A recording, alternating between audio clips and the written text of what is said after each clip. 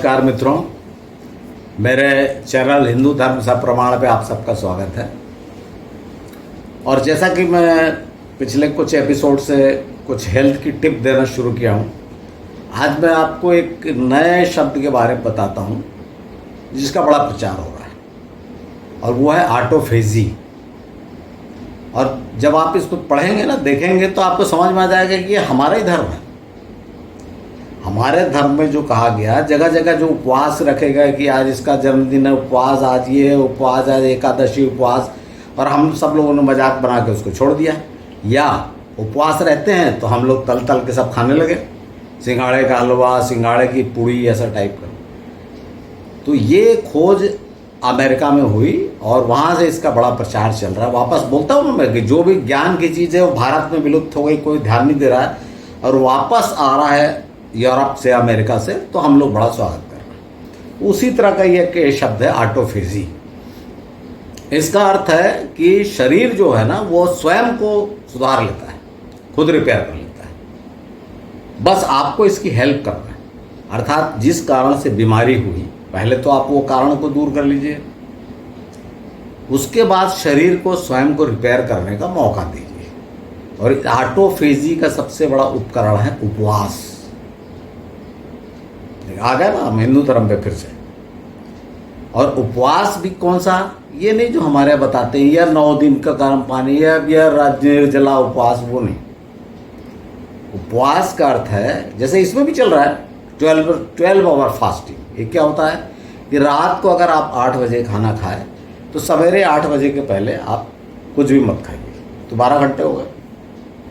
फिर नेक्स्ट, ये सबसे हल्का है और काफ़ी लोग इसको करते हैं, पर बहुत से लोग नहीं करते मॉडर्न लाइफ में, क्योंकि रात को 10-11 बजे तक खाना खाते हैं और सवेरे बड़ी जल्दी ऑफिस जाने की होती है, तो जो भी कुछ ठूंस लेते हैं 8, साढ़े 8 बजे, 9 बजे तक। तो सब लोग नहीं करते। तो आप ये भी ध्यान रखिए कि अगर आपको सवेरे जल्दी जाना है तो रात को जल्दी खाना खा लें। ये मैंने पिछली बार बताया था कि सूर्य से चलता है। सूर्योदय के बाद भूख बढ़ना शुरू होती है, दोपहर में पीक पे रहती है और शाम को ख़त्म हो जाती है। और जैन धर्म का ये सिद्धांत है कि सूर्यास्त के बाद नहीं खाते। तो वो सब इससे जुड़ी हुई चीज़ है। तो ऑटोफेजी कहता है कि कम से कम हफ्ते में एक दिन 24 घंटे का फास्ट रखें। अब 24 घंटे फास्ट मान लीजिए, आप कोई एक दिन चुन लीजिए। जैसे लोग मंगलवार को फास्ट रहते हैं, तो सोमवार को रात को 8 बजे के पहले खाना खा लीजिए, सादा खाना, और मंगलवार को रात को 8 बजे के बाद खाना खाइए। अब देखिए, इसमें एक दिन भी फास्ट रहने को नहीं बोल रहा आपको। सोमवार को भी आप खा रहे हो दिन भर, और मंगल को भी रात को खाना खा रहे हैं। अर्थात आपको मंगल को सवेरे से लेके 8 बजे तक नहीं खाना है कुछ, इसका ये है। और जब नहीं खाना है तो क्या करना है, सबसे बेस्ट है नींबू में, गर्म पानी में नींबू डाल के पीना। अगर आप और कुछ चाहिए एनर्जी काम करने वाले लोगों को, तो आप ग्रीन टी लीजिए। गर्म पानी में ग्रीन टी जो बिना उबाले जैसे बनती है, वो 4-5 बार ले लीजिए। और फिर भी आपको कुछ ऐसा काम है जिसमें आपको एनर्जी की ज़रूरत है, तो आप फ्रूट जूस ले लीजिए। इसके अलावा कुछ नहीं। और वो भी अवॉइड, ऐसा नहीं कि फ्रूट जूस लेना शुरू कर दी। नॉर्मली आप कोशिश करिए कि गर्म पानी, ये क्यों मतलब इसको आप समझे ना कि ये ज़रूरी क्यों है। क्योंकि जब आप डिटॉक्स करेंगे, शरीर को डिटॉक्स कर रहा है, शुद्धि कर रहा है शरीर की, तो जो अशुद्धियाँ निकलेंगी वो ब्लड में आएंगी। तो इसलिए ज़्यादा से ज़्यादा पानी चाहिए, जिससे आपको यूरिन के द्वारा वो निकलते रहें। इसलिए आपको दिन भर थोड़ा थोड़ा गर्म पानी पीते रहें तो बहुत अच्छा है। अदरवाइज़ ग्रीन टी पीजिए, फ्रूट जूस पीजिए, और उससे भी पेट नहीं भर रहा, आप नहीं रह पा रहे हैं, तो ऐसा फल खाइए जैसे खीरा, तरबूज, खरबूज, जिसमें कैलोरी नहीं हो। क्योंकि मुख्य उद्देश्य क्या है कि पेट में पचाने का कोई सामान नहीं जाना चाहिए। तो जब आपको शरीर जो है पचाने से फ्री हो जाएगा, तब वो शरीर को रिपेयर करेगा। ये थ्योरी है। इसको आजमा के देखिए, बड़े बड़े चमत्कार हैं। और नहीं तो यूट्यूब में कई लोग बोल रहे हैं ऑटोफेजी, देख लीजिए, आप पता कर लीजिए। मेरा उद्देश्य सिर्फ ये था कि आपका ध्यान इस ओर आकर्षित करूं। अब आइए हम सब आज के अपने विषय पे चलते हैं। देखिए मित्रों, जैसा भगवान कृष्ण में बोल रहा हूँ, तो आज जो सब्जेक्ट मैंने लिया है उस पर मैं ऐसा कोई ख़ास इंटरेस्टेड नहीं था बोलने में, क्योंकि वो बड़ा महत्वपूर्ण नहीं है, एक जैसे बाई प्रोडक्ट टाइप का है महाभारत में। लेकिन मैंने इसलिए डिसाइड किया इस पर बोलने का, क्योंकि ये आजकल के ज़माने में ये बात बड़ी फेमस हुई। तो आप सोचेंगे क्या है, तो बताता हूँ मैं आपको। देखिए, आपके सामने एक, आप जगह जगह देखेंगे, एक खाटू श्याम जी के नाम से बड़े प्रसिद्ध हो रहा है। राजस्थान में खाटू गांव है, तो वहाँ मंदिर है, वहाँ पे तो हजारों लाखों की भीड़ लगती है। लेकिन जगह जगह आप जो राजस्थान वासी, जो मारवाड़ी लोग हैं वहाँ के, वो श्रद्धालु जो उनके भक्त हैं, वो जगह जगह आप देखिएगा हर जगह बन रहे हैं खाटू श्याम जी मंदिर, खाटू श्याम जी मंदिर। ये कौन खाटू श्याम जी कौन पैदा हुए? बड़े भक्त इनके हो रहे हैं, लोगों की मानता भी पूरी होती होगी तभी जाते होंगे, कुछ ना कुछ तो बात होगी। तो हैं कौन? तो जब इसको मैं, और श्याम जी मतलब, श्याम मतलब कृष्ण से जुड़ा हुआ नाम है, तो इसलिए मैंने इस पर रिसर्च किया। तो ऐसी अद्भुत बात समझ में आई कि मैं भी आश्चर्य पड़ गया। और वो क्या है कहानी मैं आपको बताता हूँ, और उन जगहों के साथ बताता हूँ। देखिए, कन्फ्यूज़न बहुत हमें बताया ना कि पुराण में कोई चीज़ बहुत क्लियर नहीं है कि एकदम स्पष्ट आपको बताया जा सके, लेकिन ये बड़ा दिलचस्प प्रसंग है। और ज़मीन पे इसके मानने वाले भी हैं और जगह भी दिखाई जाती हैं, और श्री कृष्ण से संबंधित है। पाठ है महाभारत का, लेकिन श्री कृष्ण से संबंधित है, इसलिए मैं आपको इसके बारे में बता रहा हूँ। तो मित्रों, आइए थोड़ा हम उस समय के, उस काल में चलते हैं जब दुर्योधन ने षड्यंत्र रचकर पांडवों को माता कुंती सहित लाक्षागृह में मारने का उपाय किया था। और ये लाक्षागृह कहाँ था? देखिए, मैं महाभारत में जब बोलूँगा अलग से बोलूँगा, लेकिन जब चीज़ बोल रहा हूँ तो संबंधित चीज़ें आपको दिखाता चल रहा हूँ। ये लाक्षागृह है, ये मेरठ के पास पड़ता है। ये बरनावा गांव है वहाँ का, वारणावत जो कहा गया ना, वारणावत में लाक्षागृह बनवाया था, ये बरनावा नाम से। यहाँ पर उसने मारने का षड्यंत्र किया था। तो जब ये सब निकल गए, वो जो आपको पता है, वो सुरंग बना के निकल गए, इस तरह कहानियाँ, और जंगलों में घूमते रहे।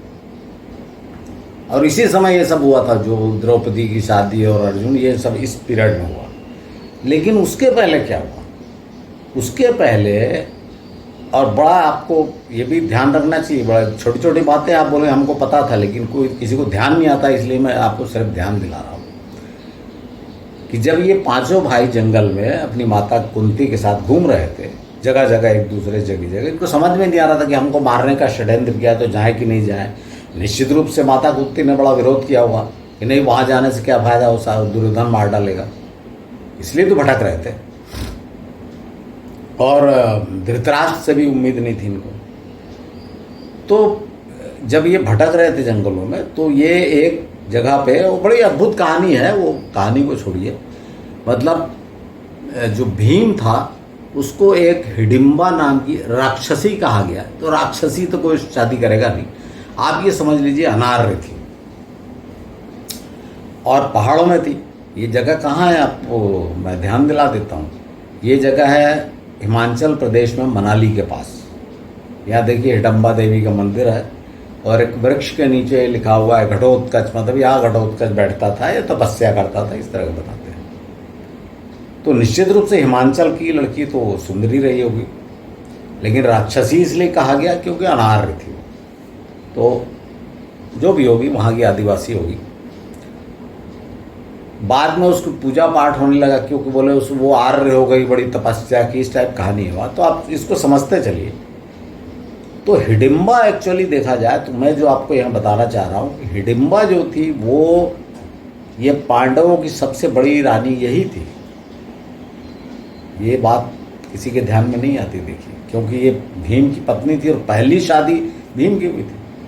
वो तो इसके बाद अर्जुन ने वो वहाँ पे जाके पांचाल देश में वो सब किया, वो मछली की आंख में निशाना लगाया, फिर द्रौपदी शादी हुई, फिर कैसे पांचों की शादी हुई, वो मैं महाभारत के समय बोलूँगा, उसका ये पार्ट नहीं है। और वो भी बड़ा अद्भुत, जो कहानी से बताई गई वैसा नहीं है उस टाइप का कि पांचाली, बहुत सारे लोग समझते पांचाली इसलिए मतलब 5 पति हो गए, ऐसा कुछ नहीं है। पांचाल देश था और वो भी हिमाचल का पार्ट था। तो इससे ये पता चलता है कि हिमाचल वाला एरिया जो वन क्षेत्र था हिमालय का, वहाँ पांडव घूम रहे थे। तो यहाँ मैं आपको ये बता रहा हूँ कि जब हिडिंबा से उसका विवाह हो गया, माता कुंती ने एक्सेप्ट कर लिया अपने वधू के रूप में हिडिंबा को। तो हिडिंबा का वो कुछ काल रहे, तो हिडिंबा का एक पुत्र हुआ और वो आप सब जानते हैं घटोत्कच, जिसने महाभारत में भाग लिया था। ये यहाँ घटोत्कच सब लोग जानते हैं। उसके बाद ये सब पांडव चले गए। पहले काल में ऐसा अधिकतर था कि वो पुत्र उत्पन्न किए चले गए और वो सब खुश हो जाते थे वहाँ वाले, कह रहे वाह पुत्र है मिल गया, इस टाइप का। तो पांडव आगे बढ़े। बाद में क्या होता है कि घटोत्कच जब युवा होता है, वो बड़ा जादुई लिखा है कि राक्षसी का पुत्र था, एक दिन में जवान हो गया, ऐसा कुछ नहीं है। सालों लगे, पांडव भी सालों दर दर भटके हैं। क्योंकि घटोत्कच जब आता है ना, तो उसकी वो बहुत काल के बाद जब कृष्ण राजा बन गए, उस समय फिर घटोत्कच के सामने आता है। तो ये घटोत्कच का विवाह, उसमें भी एक फिर कहानी है कि घटोत्कच का विवाह श्री कृष्ण का, जब वो आया मिलने कि भाई भीम का मैं पुत्र हूँ, माता ने जब बड़ा हो बताया होगा कि भाई तुम्हारे पिता तो भीम है, पांडव वो इंद्रप्रस्थ में रहते हैं, तो वो आया घटोत्कच। अब ये सब बड़े खुश हुए मिल गए और श्री कृष्ण भी मिले। फिर श्री कृष्ण ने कहा कि भाई जब मैंने वहाँ प्राग ज्योतिषपुर पे हमला किया तो मूर दैत्य को जो मारा था मैंने, मूर दैत्य की एक पुत्री है। अब देखिए मित्रों, इसको ठीक से बता भी नहीं पा रहा हूँ क्योंकि डिटेल है नहीं, लेकिन बताना आवश्यक क्यों है, क्योंकि बड़ी इंटरेस्टिंग चीज़ है। तो मूर दैत्य की पुत्री है और उसे हम मोरबी कहते हैं। तो तुम उससे शादी कर लो। अब उसमें किस्सा है कि उसने परीक्षा ली और ऐसा किया वैसा किया। मैं आपको ये नहीं बता रहा, मैं आपको ये बता रहा हूँ कि आपको मोरबी के शब्द से कुछ ध्यान आया? मोरबी गुजरात का वो शहर याद है आपको जहाँ अभी एक पुल पे सैकड़ों लोग चढ़ गए थे, पुल टूट गया और कितने ही लोग मर गए। तो मैं आपको ये ध्यान दिला, देखिए मैं आपको पहले ही बता चुका हूँ कि हर शब्द का अर्थ होता है। आप खोज नहीं पाते, लोग बोलना चाहिए भाई बताइए मोरबी नाम उसका है और इसे मोरबी। हालांकि और भी चीज़ें हैं इसमें, जैसे हो सकता है कि मोरबी नाम पहले से हो। ये मैं आपको क्यों बोल रहा हूँ कि बहुत जैसे के प्रदेश के कौशल प्रदेश की कौशल्या, उसी तरह से मोरबी है। क्योंकि मोरबी का नाम इसमें लिखा हुआ, कहीं लिखा है अहिलावती, कहीं कुछ और लिखा हुआ है। तो वो हो सकता है नाम उसका कुछ और हो। और मोरबी चूँकि श्री कृष्ण के अंडर हो तो पूरा गुजरात के राजा थे, वहाँ उन्होंने घटोत्कच को रख दिया कि तुम यहाँ रहो भाई, हमारे सेनापति बन के जैसे अपने साथ। तो वो मोरबी चूँकि वो गांव था तो उसके नाम पर उसको मोरबी कहा जाने लगा। ये भी हो सकता है। और ये भी हो सकता है कि मोरबी के नाम पर वो गांव का नाम मोरबी हो गया। दोनों बातें हो सकती हैं। मैं तो सिर्फ ये बता रहा हूँ कि उससे संबंध, घटोत्कच की पत्नी का इस स्थान से संबंध था। अब हुआ क्या कि घटोत्कच और मोरबी का एक पुत्र हुआ और इसके बाल बड़े घूंगे, जैसे आपने साईं बाबा के बाल देखे होंगे ना, ये सत्य साईं बाबा, पुराने वाले साईं बाबा नहीं, शिरडी वाले सत्य साईं बाबा, जो उनके जो घने बाल थे चारों तरफ, उसी तरह का कुछ इनका भी था। तो लोगों ने कहा कि ये तो बब्बर शेर आया भाई, तो उसको उन्होंने बर्बर नाम दे दिया। मतलब शेर पैदा हुआ ऐसा बोला गया। तो उसका नाम हो गया बर्बरीक। और ये तब तक इधर सब चालू हो गया। अब ये तो सब घटोत्कच भी आ गया, सब आ गया इधर, और पुत्र वहाँ बड़ा हो गया। अब वो जो कहानी के अनुसार पुत्र ने भगवान शिव की तपस्या की और भगवान शिव से शस्त्र ज्ञान प्राप्त किया, और शस्त्र ज्ञान प्राप्त करके शिक्षा पूर्ण होने पर अपनी माता के पास आया। तब तक इधर महाभारत की तैयारी चल रही थी। तो उसकी माता जो मोरबी ने उसको बताया कि भाई, उसने पूछा मेरे पिता कहाँ हैं, तो उसने कहा कि भाई महाभारत का युद्ध होने वाला है कौरव पांडव में, तो तुम्हारे पिता अपने वंश में अपने अपने पिता के तुम्हारे दादा की साइड से लड़ने के लिए गए। तो इसने बोला कि मैं भी जाऊंगा लड़ने, मैंने भी तो शस्त्र ज्ञान प्राप्त किया है भगवान शिव से। तो उसकी माता को पता था कि पांडव कमज़ोर पड़ रहे हैं, कम है और जंगल में भटक रहे हैं। दुर्योधन तो राजा है, नेचुरली उसके पास बहुत रिसोर्सेज होंगे। तो उसकी माता ने उसको कहा कि जाओ पुत्र, पांडव कमज़ोर पड़ रहे हैं और तुम कमज़ोर का साथ दो, ये धर्म है तुम्हारा। तो पुत्र जी नए नए शिक्षा ग्रहण करके आए थे, उन्होंने अपनी माता को वचन दिया कि माता मैं आपको वचन देता हूँ कि मैं निर्बल की सहायता करूँगा, जो पक्ष कमज़ोर पड़ेगा मैं उसकी सहायता करूँगा। ऐसा कह के वो चला गया। यहाँ तक तो कोई प्रॉब्लम नहीं है। अब वो बर्बरी पहुँचे पांडवों के शिविर में, तो सब बड़े प्रसन्न हुए कि भाई भीम का पोता है। सब बड़े प्रसन्न हुए उससे मिल के और उससे पूछे कि तुम अचानक कैसे आए। उसके तर्कस में 3 तीर थे, जो मैं आपको कहानी सुना रहा, देखिए इसका आप सबूत मत मांगिएगा। उसके तर्कस में 3 तीर थे। तो उसने सबको बताया कि मैं भी महाभारत युद्ध में भाग लेने आया हूँ। तो सब हंस पड़े, बालक समझ के, 16-17 साल का बालक था वो। तो उन्होंने कहा कि भाई ये तुम 3 तीर से लड़ने आए हो महाभारत। तो उसने बोला आप मजाक मत समझिए, मेरे एक ही तीर से नष्ट हो जाएंगे सब। तो श्री कृष्ण उसको थोड़ा जंगल साइड में ले गए और उन्होंने कहा कि भाई ये वृक्ष के पत्ते हैं, तुम इसको कितने तीर में कितनी बार में सब पत्तों को भेद सकते हो। तो उसने कहा 1 तीर से मैं सबको भेद दूंगा। श्री कृष्ण बड़ा आश्चर्य हुआ, लेकिन चूंकि भगवान शिव से उसने शिक्षा प्राप्त की थी तो उनको संदेह भी हुआ थोड़ा। तो उन्होंने क्या किया कि भाई एक वो पीपल का वृक्ष था, तो पीपल के उस वृक्ष को, एक पत्ते को उन्होंने अपने पैर के नीचे दबा लिया और उसके बाद उसको बोला कि अब तुम निशाना लगाओ। तो उसने 1 तीर से जो निशाना लगाया तो वो तीर पीपल के सारे पत्तों में छेद कर गया और फिर आके घूम के आके कृष्ण के पैर के पास खड़ा हो गया। ये एक कहानी है। दूसरी कहानी है कि उसने कृष्ण के पैर को छेद दिया, क्योंकि उसके नीचे पीपल का पत्ता था, वो छोड़ेगा नहीं वो तीर। तो जब उसने देखा बर्बरीक ने कि ये कृष्ण के पैर में छेद कर दिया, तो उसने कृष्ण को बोला कि ये आप कैसे, ये कहाँ। तो कृष्ण ने बोला कि ये देखो मेरे पैर के नीचे पत्ता है, उसको भेजने आया है। तो बर्बरीक ने कहा कि प्रभु आपने बड़ी गलती कर दी, अब ये आपका पैर कमज़ोर हो गया, अब इस पर अगर कभी वार हो, देखिए कहानी कहाँ से कहाँ जोड़ी गई है, इस पर कभी वार होगा तो फिर आपको मुश्किल है बचना। और याद करिए कृष्ण के अंत में ये कहानी जाएगी, वो मैं बताऊंगा आपको बाद में। तो ये खैर जोड़ा जाड़ी घटना है, इसको ज़्यादा मत लीजिए।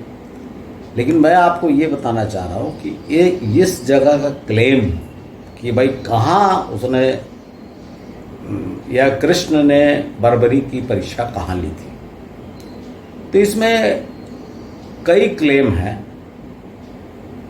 जैसे आप खाटू श्याम जी तो सबसे प्रसिद्ध है, बहुत बड़ा मंदिर और विशाल मेला लगता है, लाखों लोग जाते हैं और बहुत श्रद्धा है लोगों को, तो वहाँ भी बोलते हैं लोग। पर उसकी बात नहीं। एक हरियाणा में एक गांव है और ये पड़ता है हिसार जिले में, और इस जगह का नाम है बीड़ बबरान। और बड़ा छोटा सा, कोई बड़ी भक्ति नहीं है, ऐसे 3 टप्पर का ऐसा छोटा सा मंदिर है और एक पीपल का वृक्ष है। तो वहाँ जाएंगे तो लोग दिखाएंगे कि देखिए आज भी इस पीपल के पत्तों में छेद है। बीड़ बबरान उसी के नाम से। बीड़ का मतलब होता है वन, जंगल, बिहाड़ जैसे बोलते हैं ना, और बबरान मतलब उसके नाम पे, बर्बरीक के नाम पे बीड़ बबरान। और एक वहीं हरियाणा में ये दूसरा, जहाँ तक ये कैथल, ये सब जो है ना ये स्थान, ये सब थानेश्वर से ज़्यादा दूर नहीं, जिसको थानेसर कहा गया आजकल, सम्राट हर्ष की राजधानी थी। तो ये इसका नाम है, कैथल जिले में पड़ता है, इसका नाम है चुलकाना धाम। यहाँ पे थोड़ा मंदिर वगैरह है, तो यहाँ भी वो दिखाते हैं पीपल का वृक्ष और ये वो इस तरह का। तो मैं आपको ये बोल रहा हूँ कि इसको रिजेक्ट भी मत करिए, और इसको बड़ा सबूत नहीं है तो मैं इसको आपको एज इट इज़ एक्सेप्ट करने को भी नहीं बोलूँगा। लेकिन चूंकि जनश्रुति है और दृढ़ मान्यताएं हैं जनमानस की, तो मैं, और ये जो कुरुक्षेत्र का एरिया है उससे बिल्कुल लगा हुआ है, हरियाणा का एरिया जो है कुरुक्षेत्र उससे लगा हुआ है, तो ऐसा लगता है कि बीड़ बबरान में उसने परीक्षा दी हो। और ये जो चुलकाना धाम है, जब आपको वो कहानी अभी मैं बताता हूँ हुआ क्या, उस चुलकाना धाम की बात बताऊँगा, बीड़ बबरान की बात बता दी आपको। अब आगे क्या हुआ कि जब श्री कृष्ण ने देखा कि भाई ये तो एक तीर से ही सबको मार दिया, तो उन्होंने कहा कि तुम कौरवों को मार सकते हो? तो उसने कहा हाँ, मैं एक तीर से तो सब मार दूंगा। तो श्री कृष्ण को बड़ी चिंता हुई कि भाई ये तो खतरनाक है। और उन्होंने पूछ लिया कि माता ने क्या बोला था, क्या वचन दिए हो तुमने? नहीं, श्री कृष्ण ने उसको पहले बोला बर्बरीक को कि तुम बालक हो, युद्ध में भाग मत लो, तुम चले जाओ, क्योंकि ये धर्म युद्ध है, इनको आपस में लड़ने दो। तुम्हारे जैसे तेजस्वी योद्धा को पांडवों की तरफ से लड़ने में अन्याय हो जाए। श्री कृष्ण ने बर्बरीक को समझाया कि तुम युद्ध में भाग मत लो, क्योंकि तुम जब पांडवों की तरफ से लड़ोगे तो तुम तो अकेली कौरव सेना का विनाश कर दोगे, तो ये तो अन्याय हो जाएगा ना, जबकि ये तो धर्म युद्ध है कि लड़ो भाई, कौन जीतता है वाली बात है। तो उसने कहा कि नहीं, मैं तो लड़ूंगा अवश्य, क्योंकि मैं तो माता को वचन दे के आया हूँ, तो मैं तो लड़ूंगा। दूसरी बात, मेरे को इस युद्ध को देखने की बड़ी इच्छा है, मैं जिस वंश का हूँ, तो मेरी बड़ी इच्छा है कि मेरे वंश वाले कैसे युद्ध करते हैं देखने की। तो श्री कृष्ण ने कहा देखो, तुमने माता को वचन दिया कि भाई तुम निर्बल की तरफ से, कमजोर की तरफ से तुम युद्ध करोगे, तो आज तुम पांडवों की तरफ से करोगे क्योंकि कमजोर हैं। इनके साथ 7 अक्षिणी सेना है, उनके साथ 11 अक्षिणी सेना, बड़े बड़े प्रबल वीर हैं कौरवों की तरफ, तो तुम इधर से लड़ोगे। उसने बोला हाँ। बोले फिर तुम उनके जब पक्ष का संहार करोगे तो वो कमजोर हो जाएंगे, तो फिर तुम क्या करोगे? तो बर्बरीक ने कहा फिर मैं उधर से लड़ूंगा। तो उन्होंने कहा तुम पाला बदल लोगे? बर्बरीक ने कहा कि पाला बदलने का सवाल नहीं है, मैंने अपनी माता को वचन दिया है कि मैं कमजोर पक्ष से लड़ूंगा, तो मैं कौरवों की तरफ से लड़ूंगा। तो श्री कृष्ण ने कहा कि फिर तो तुम पांडवों को सेना को विनाश करोगे? तो उसने कहा हाँ।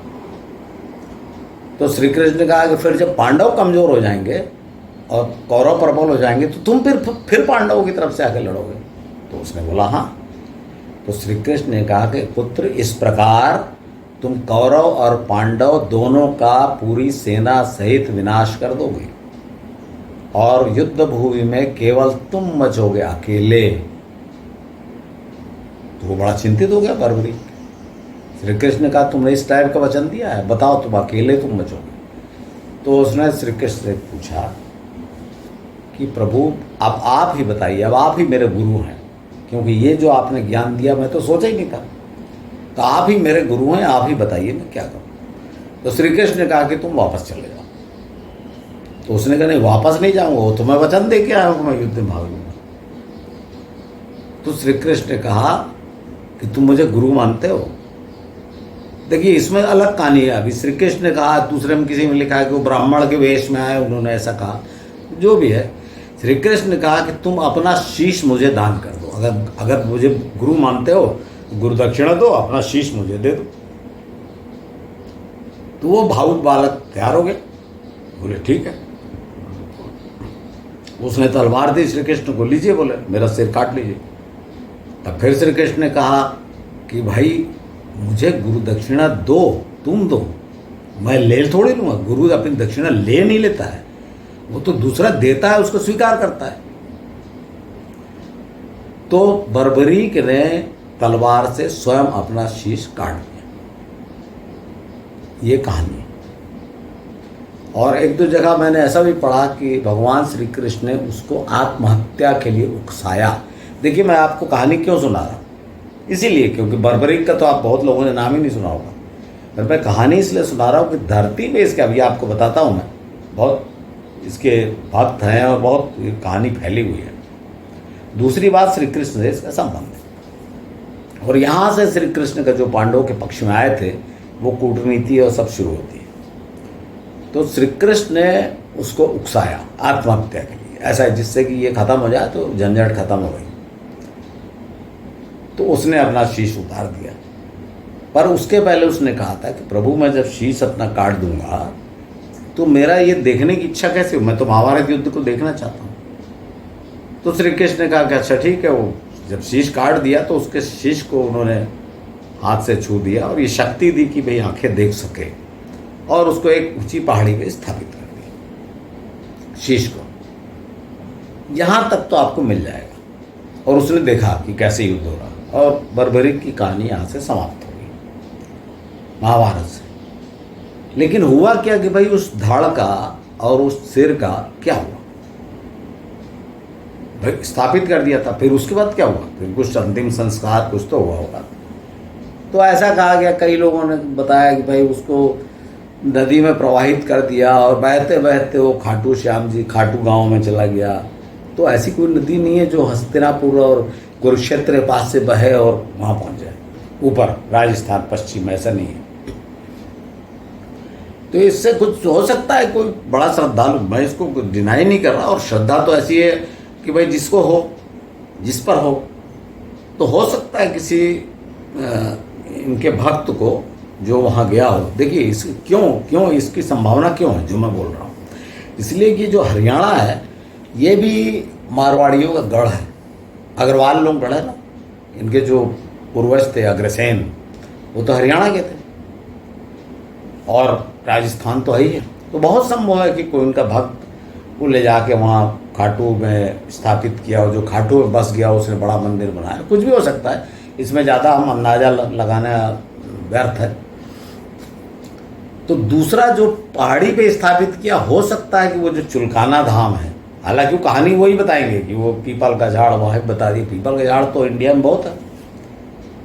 तो ये सब उन जगहों का जो है, मतलब देखिए असली में क्या हुआ आपको नहीं मिलेगा, पर चूंकि आप पढ़ेंगे तो आप ये संबंध जोड़ सकते हैं कि यार यहाँ कुछ ना कुछ तो हुआ हो।